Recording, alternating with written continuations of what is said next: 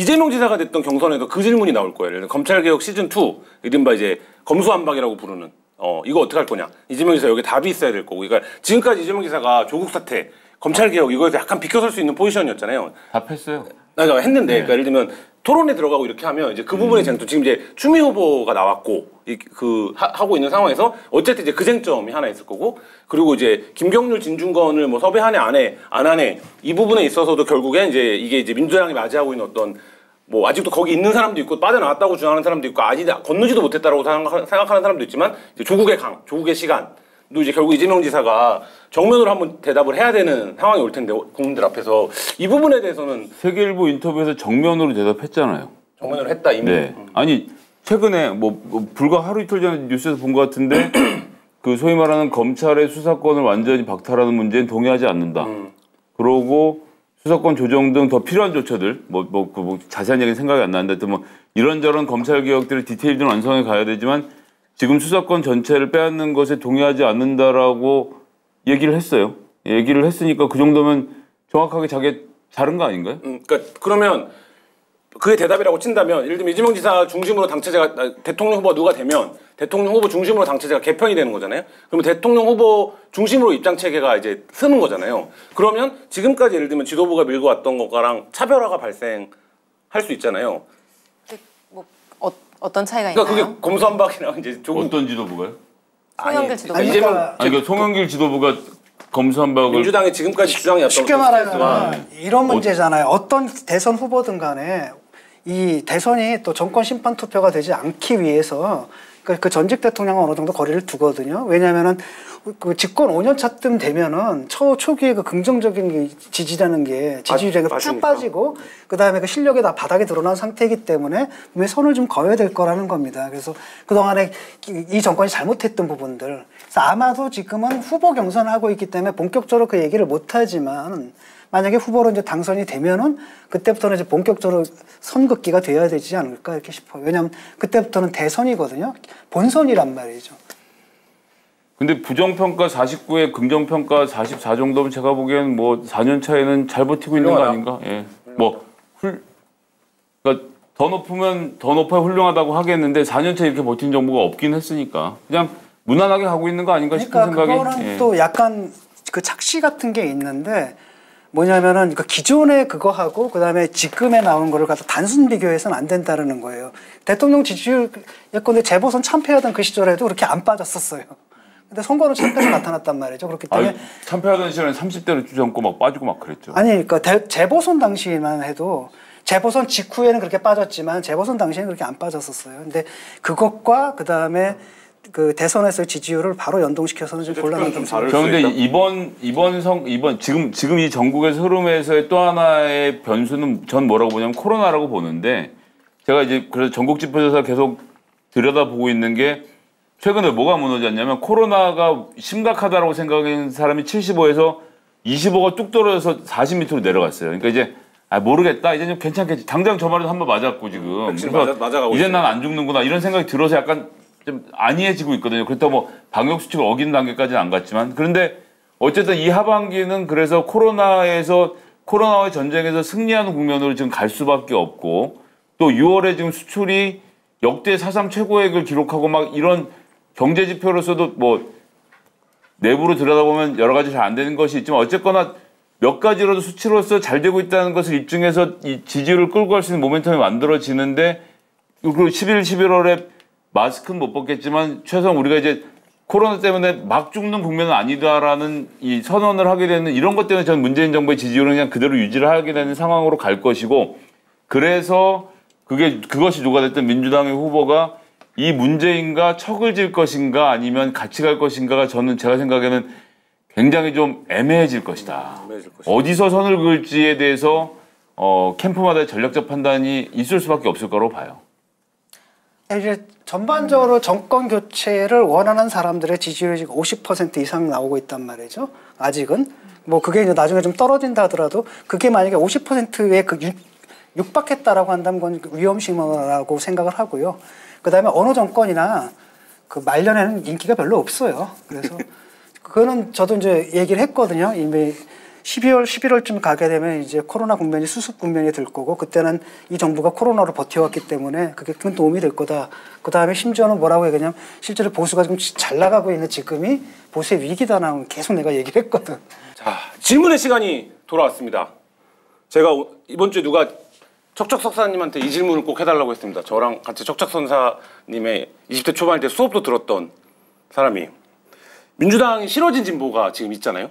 진보가 있는데 그래서 이재명도 못 믿겠다. 이재명 너무 포퓰리스트다. 이렇게 생각하는 것도 오케이. 정서적으로 무슨 얘기인지 알겠다. 근데 그래서 이제는 후보가 윤석열이어도 국힘 찍어야 된다. 정권 교체해야 되니까. 이렇게 주장하는 거는 펜트하우스식 복수가 아니냐.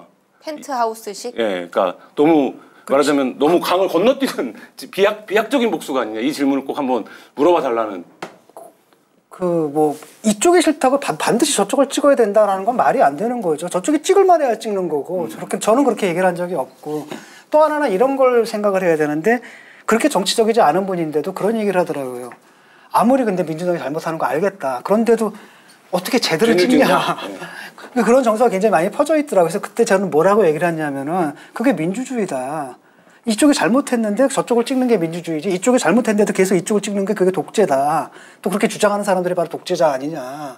그래서 그걸 너무나 당연하게 생각을 해야 된다. 이쪽이 잘못하면 저쪽으로 가는 거고 그러니까 너무 진영이 얽매이지 말자라는 거죠. 그래서 내 생각에는 내가 하고 싶은 얘기는 민주당이 좀 더 원래 그 개혁적인 모습을 되찾아가지고 내로남불에서 벗어나고 위선에서 벗어나서 원래 리버럴 정당의 모습을 좀 찾았으면 좋겠고 그 옛날에 그 김대중 정권 시절 그 다음에 노무현의 민주당이었으면 좋겠거든. 그리고 보수당 같은 경우에 좀 더 합리적으로 훨씬 더 그 다음에 그 이른바 진보적인 의제를 좀 더 적극적으로 끌어안는 그런 좀 혁신적인 보수로 갔어야 된다라는 거고 이들이 경쟁하는 건데서 봐서 괜찮은 사람이 있으면 내가 진영이 이쪽에 속한다 할지라도 저쪽 후보를 찍을 수도 있고 이렇게 교차가 되는 것이 원래 당연한 거다. 저는 그렇게 생각을 해요. 네, 동의합니다. 저는 뭐 나경원이 이제 국민의힘에서 힘이 많이 빠진 사람이라고는 하지만 어쨌거나 원내대표를 했고 국회 정당대표 연설에 나가서 근로기준법인가요? 근로기준법. 예, 근로기준법을 폐지하고 자유개혁법을 도입하자는 이야기를 공식적인 자리에서 하는 저런 정당은 뭐 민주당이 독재를 하더라도 그렇게 넘어가는 것은 그러니까 저에게는 그래요. 그러니까 국민의힘의 새로운 정강 정책이 마련됐잖아요. 근데 이제 국민의힘의 문제는 뭐냐면 그 정강 정책이다라는 것을 자기들에게 체질화 시켜야 할 어떤 컨텐츠로 생각하는 게 아니라 단지 이 위기의 국면을 벗어날 일종의 그 명분으로만 생각하지 그것이 구체적으로 입법으로 뒷받침되거나 이런 노력들이 없다라는 거고 저는 계속 그걸 지적해왔던 거죠. 그나마도 그것도 아닌 게 이준석 대표의 생각과 나경원 대표의 생각이 저는 크게 다른 줄 모르겠어요. 그러니까 그 자유개혁적으로 표현되는 제가 오늘 둘이 아마 같지. 그 생각은 같은 거죠. 근데 그런 사람들이 그 주류인 정당이라는 것이고 제가 오늘 심지어 다른 프로그램에서 다른 그 젊은 이 국민의힘의 당협위원장하고도 이 비슷한 얘기를 하는데 국가가 권력으로 억눌러서는 안 되고 개인의 자유를 보장해 줘야 된다는 얘기를 하니까 그러니까 이 국가가 기본적으로 해야 되는 규제조차 종이를 못하는 저런 사람들을 언제 고쳐서 어떻게 쓰나 싶은 저도 그러니까, 민주당이 못하는 게 있다는 건 아는데 민주당 내에서 민주당 내에서도 구제불능들 얼마나 많습니까? 제가 리스트로 적어낼까요? 한 100몇 명 되는데. 근데 여기는 당대표가 그러고 있으니까. 그러니까 그런 식으로 얘기를 해서는 안 되는 거고 당 전체로 봐가지고 당이 지금 정강 정책을 마련했고 변하려고 했는데 그다음에 어느 정도 그 변화의 노력들이 지금 보인다고 생각을 해요. 어느 정도 그게 이제 이준석 신드롬의 상당 부분 깔려 있고 하지만 제가 지적을 하는 것은 컨텐츠 자체는 아직 그대로다라는 거고 계속 제가 그걸 지적하고 저는 이준석 그 대표에 대해서 굉장히 비판적이잖아요. 비판적이었던 거지 그렇게 가서는 안 된다는 거꾸로 가고 있다라는 거지. 그러니까 좀 더 공동체주의 보수로 오게 되면 진보랑 만날 수 있는 접점들이 넓어지거든. 그래서 이 진보적인 올 사람 그러니까 국민의힘에 그럴 수 있는 리더십들이 있을까요? 그러니까 위기의식을 느끼게 되면 변하는 거고 아니 그쪽도 뭐 민주당 사람들도 급하니까 뭐 성장 얘기하고 공정 얘기하고 그러던데.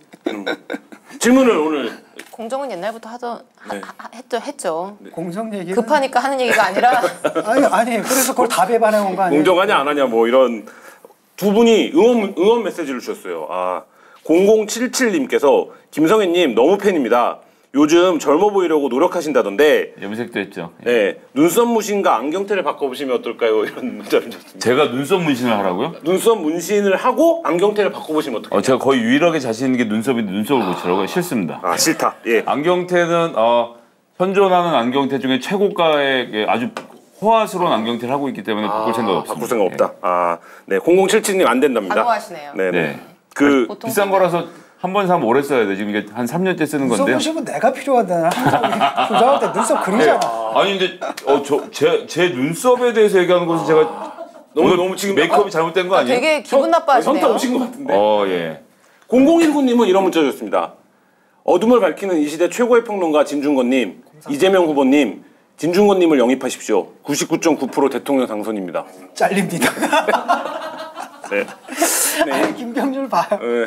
그렇게 됐잖아요. 아니 대선 후보가 되면 달라질 수 있죠. 내가 닦아가지고 그랬잖아요. 감당 되겠냐. 뭐 그렇게 얘기를 하더니 자신 있다 그러더니 결국은. 이 질문을 세 분이 모두 답변해 주셔도 좋을 것 같아요. 3914님이 주신 질문인데 이재명 지사의 중도 표심 공약, 뭐 오늘 성장을 11번이나 언급했어요. 지난번에는 4번 언급했다고 그러더라고요. 그러니까 중도 표심 공약 성공할까요? 민주당이 승리하려면 결국 본선에서는 조국 등 강성 지지층과 결별해야 한다 이렇게 생각하는데 어떻게들 생각하시냐 이런 질문 주셨습니다. 먼저 현재 민주당 대변인님께서 저는 마지막으로 답변할게요. 아 마지막으로 좋습니다. 김 작가님. 곤란하죠.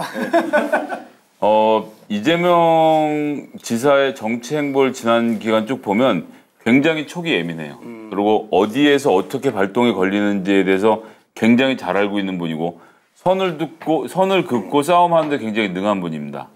그런데 그것으로 지금 호롤단신 헤쳐온 모습에 대해서는 그 경이로움에 박수를 쳐드리고요. 그런데 이제는 팀으로 움직여야 됩니다. 그러니까 이재명의 그 활발한 촉 그 뒤에 진득하게 버텨줄 참모진들이 이재명 지사가 너무 나가면 잡고 서 있으면 보내고 이런 역할들을 그러니까 팀 이재명으로서의 모습을 보여줘야 한다고 뭐 지금 팀이 없다는 말씀 드리는 거 아니고 그런 팀들이 지금보다 좀 더 적극적으로 목소리를 내면서 교류하는 것으로 해서 이재명 지사 갖고 있는 야 이쪽이야라는 방향이 나왔을 때 그 방향으로 어떻게 갈지에 대한 좀 더 세밀한 논의가 이루어지는 그림이 그려지면 그것이 이재명 지사에게 큰 도움이 될 것이다. 그리고 제가 보기에도 예전에 비하면 훨씬 더 그런 템포 조절에 있어서 참모들의 말을 듣는구나 싶은 생각이 들어서요.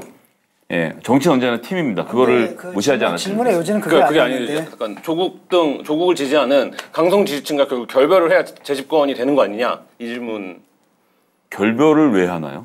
아 결별 아니다. 그러니까 그것은 결별의 문제가 아니고 제가 이재명 지사는 지금까지 얘기를 해왔는데 송영길 대표의 사과에 대해서 동의한다고 이야기했고 검찰의 수사권을 완전히 박탈해야 되는 문제에 대해서는 그러지 않겠다라고 정확히 자기 입장을 밝힌 거 아닙니까?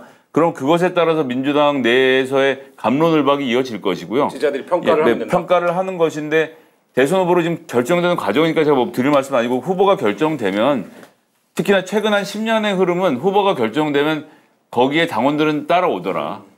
그런 흐름으로 보고 있습니다. 저한테도 드릴게요. 답을 물어보실 거니까 네. 뭐 이어서 얘기를 하자면은 저는 뭐 이 정도 얘기를 드릴 수 있는 것 같은데 근데 참 이 9명의 후보에 대해서 굉장히 중립을 지키려고 열심히 노력하고 있었는데 오늘 너무 한 후보에 대해서만 많은 얘기를 해서 좀 부담이 되기도 하는데요.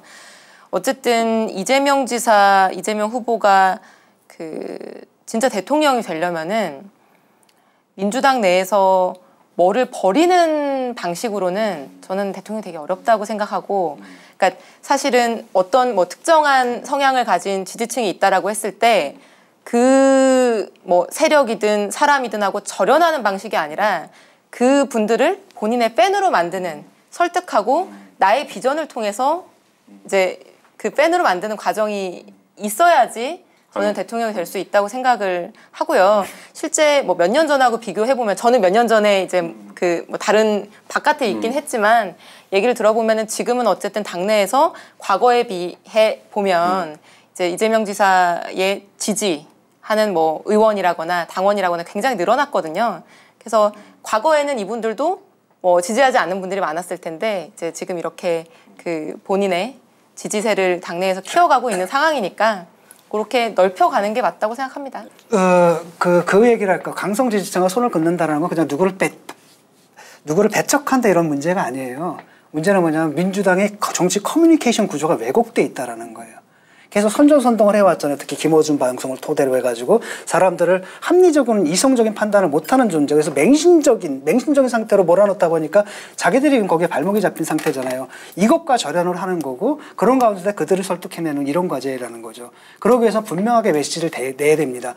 떠나다가 아니라 당신들이 그렇게 얘기를 하는데 그건 틀렸습니다. 그렇게 하면 우리가 집니다. 우리는 이게 옳다. 그건 옳지가 않습니다. 이런 분명한 메시지 정도는 내줘야 된다는 거고. 맹신적이란 단어는 굉장히 과한 말씀이라고 저는 생각을 근데 자꾸 그런 식으로 온정적으로 가게 되니까 온정적인 게 아니라 온정적으로 결국은 그게 어떻게 맹신이에요?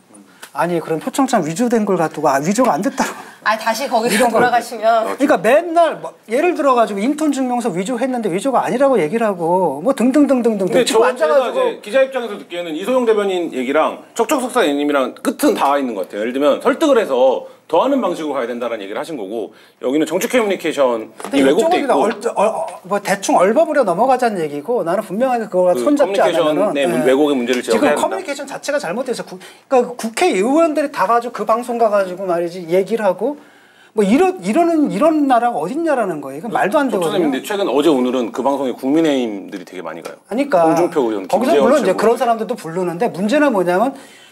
여기 있는 의원들이 거기 못 나가가지고 안달이 난 거 아니에요. 거기 나가가지고 이렇게 눈도장 받고 성운을 입고 와야지 뭐가 되는 것처럼 이런 분위기가 한동안 있었잖아요. 그러니까 그래서 그런 것 자체를 좀 막아야 될 것 같고 그다음에 그 김어준식 선전선동 같은 이런 방법으로 지지자들 설득하는 데서 벗어나야 될 필요가 있다는 생각이 들고 이것도 약간 헤이트 스피치에 좀 느낌이 있는데요. 일부에서 벌어진 일을 그것이 전체인 것처럼 말씀하시니까 동의가 안 되는 거예요. 아니라 예를 들어서 지금 봐요. 5명 의원들이 들고 일어날 때 먹기 또 제 얘기하시는 거예요? 그다음에 아까 말씀드렸잖아요. 예를 들어서 찌그러지지 않았다고. 그러니까 본인은 찌그러지지 않았다라는데 우리 지금 1시간 반 전으로 다시 돌아가고 있다니까요. 공급자 늘 80분에서 90분 사이에 돌아가요. 그러니까 모든 언론들이 찌그러졌다고 얘기 보고 있거든요. 한겨레도 그렇게 보고 있죠. 여기서 마무리하면 안 되나요? 이거 똑같은 얘기 다시 하는 것 같은데. 공도포차 오늘 4번째 시간이었나요? 5번째 시간이었나요? 진짜 중요한 얘기 못했네. 하십시오. 마지막 1분 드리겠습니다. 그러니까 추미애한테 다 몰아줘서 추미애를 가볍게 제침으로써 그들을 주변화하라는 얘기예요. 그들을 없앨 수는 없다고. 옛날에 조동마에서 싸웠을 때의 전략처럼. 네.